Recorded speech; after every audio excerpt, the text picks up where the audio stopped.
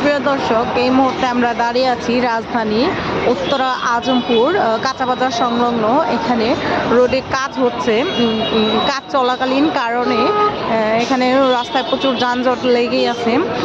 জনসাধারণের ভোগান্তির কারণ হচ্ছে এবং সাধারণ জনগণ রাস্তা ভাঙার কারণে প্রতিনিয়ত গাড়ি চলাচল, রোডে অনেক জ্যাম হচ্ছে। এখন আমরা দেখতে পাচ্ছি যে এখানে অনেকগুলো গাড়ি রয়েছে, অনেকে আবার পায়ে হেঁটেও চলাচল করছেন। এই যে দেখতে পাওয়া যাচ্ছে যে আর রোডে অনেক যানজট লেগে আছে।